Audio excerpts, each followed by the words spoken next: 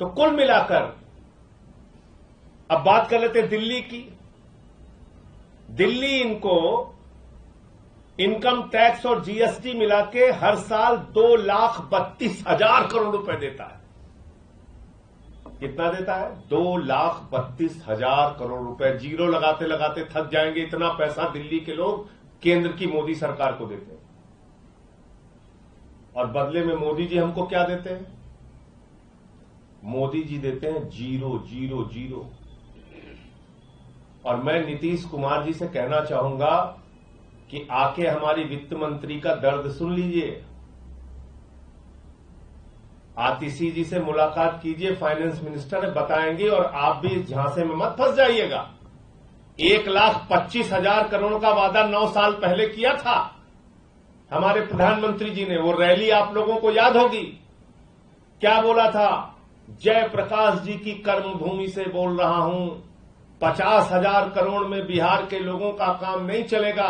50 चाहिए, 60 चाहिए, 70 चाहिए, 80 चाहिए, 90 चाहिए, 100, 125, 1,25,000 करोड़ रुपए का पैकेज इसी ग्राउंड से घोषित कर रहा हूं, इसी मैदान से घोषित कर रहा हूं।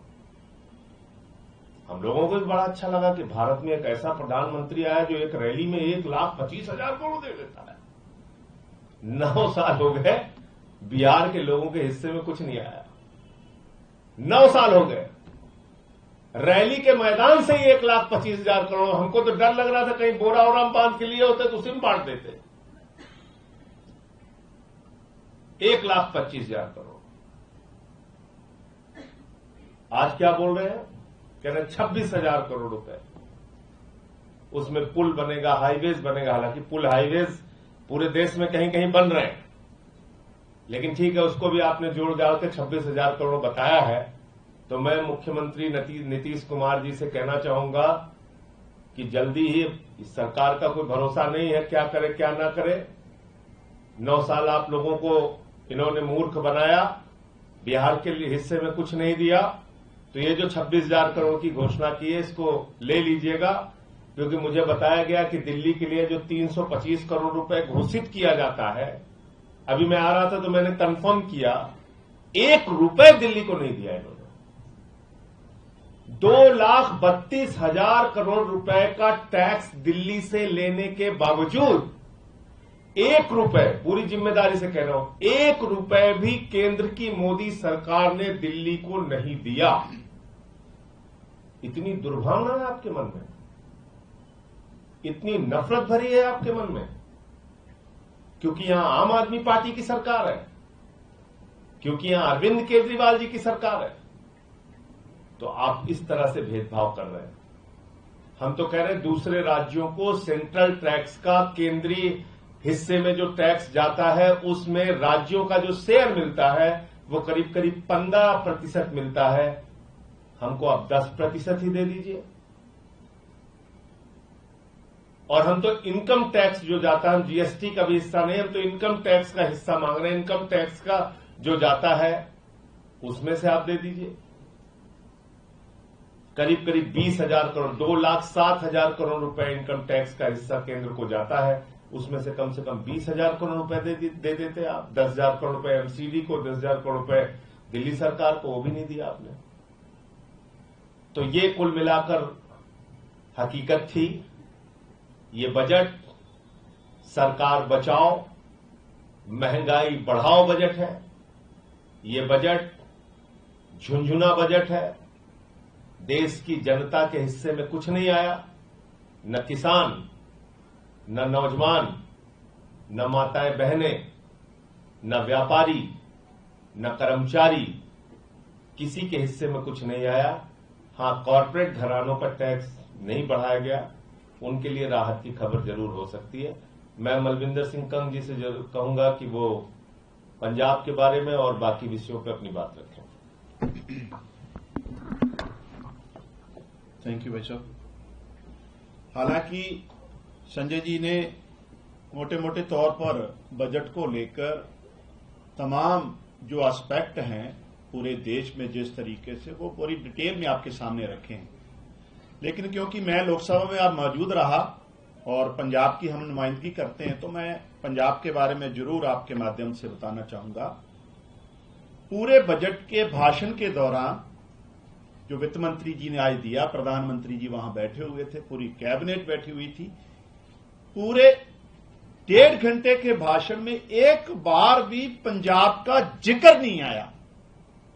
वो पंजाब जो देश के अन्न भंडार भरने में, जैसा आज सीतारमन जी ने जिक्र किया, हम 80 करोड़ लोगों को जो आने वाले समय में फूड सेफ्टी के अंतर्गत अनाज देंगे, उनको राशन देंगे, उस 80 करोड़ लोगों को मिलने वाले भोजन में 50% कंट्रीब्यूशन पंजाब का है। उस पंजाब का कोई जिक्र नहीं। फिर उन्होंने फ्लड्स को लेकर, क्योंकि बरसाती सीजन चल रहा है, उन्होंने जिक्र किया, उन्होंने जरूर जिक्र किया हिमाचल का, उन्होंने जिक्र किया उत्तराखंड का, जहां बीजेपी की सरकार है, उनके लिए पैकेज भी अनाउंस किया।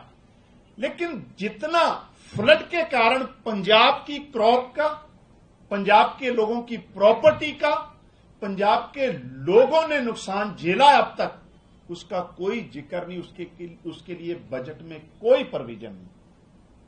हालात ये हैं, कभी कभी जब देश की झांकियां निकाली जाती हैं, और ये एक बार नहीं हो रहा, पिछले 10 साल में हमने कई बार देखा है, वो पंजाब जहां हर रोज देश की सरहदों पे शहीद होने वाले जवान की लाश तिरंगे में लिपटकर पंजाब में आती है, उसकी झांकियों को 15 अगस्त और 26 जनवरी में परेड में दिखाने से भी इनकार पिछली बार मोदी साहब की सरकार ने कर दिया था। उस पंजाब के लिए इस बजट में कोई जिक्र नहीं है। पंजाब क्योंकि एग्रीकल्चर बेस्ड इकोनॉमी है, पिछले बजट में 25,000 करोड़ सब्सिडी का ऐलान किया था मोदी जी की सरकार ने फर्टिलाइजर्स पर, और उसको फर्टिलाइजर्स की सब्सिडी पर भी इस पर 36% घटा दी और 16,000 करोड़ की सब्सिडी का अनाउंस किया। कितनी बड़ी बात है।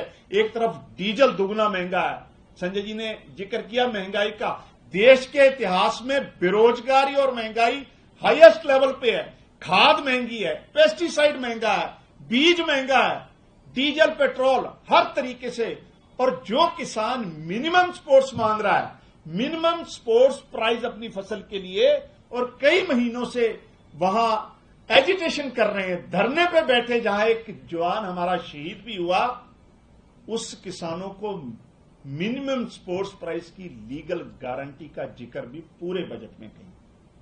यह पूरे देश की मांग है, कोई एक स्टेट्स की मांग नहीं है, कोई कुछ लोगों की मांग नहीं है।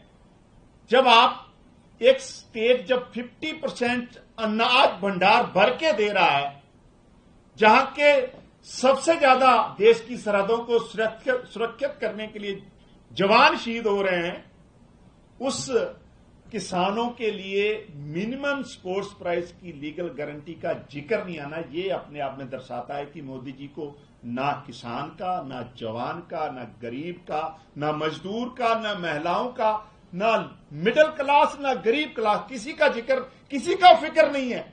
फिक्र है तो जैसा संजय भाई साहब जी ने बताया कि अपनी सरकार बचाने के लिए जो बैसाखियां हैं, नीतीश कुमार जी के रूप में और तेलुगु देशम के रूप में आंध्र प्रदेश, उनको कुछ ना कुछ जरूर देने की कोशिश की है। जो सरकार बचाओ बजट है, तो जिस तरीके से आम आदमी पार्टी पंजाब में काम कर रही है, और पिछले दिन वित्त कमीशन ने वहां मीटिंग की, ऑनरेबल चीफ मिनिस्टर भगवंत मान जी ने डिटेल में उनके सामने अपनी मांग रखी, और बड़ी वाजिब मांग, क्योंकि क्रॉप डाइवर्सिफिकेशन की बात हर बार प्रधानमंत्री जी करते हैं, आज जरूरत है, पंजाब कर सकता है, कोई जिक्र नहीं, लीगल गारंटी का कोई जिक्र नहीं, और सबसे बड़ी बात, क्योंकि हम बॉर्डर स्टेट हैं, नार्को का कितना बड़ा आतंक है, और किस तरीके से जो पड़ोसी देश है, जिस तरीके से पंजाब में घुसपैठ करते हैं, हमने कई बार लिखा कि बॉर्डर को भी सिक्योर करो, पंजाब को एडिशनल फंड दिए जाए। हमारे हजारों किसान हैं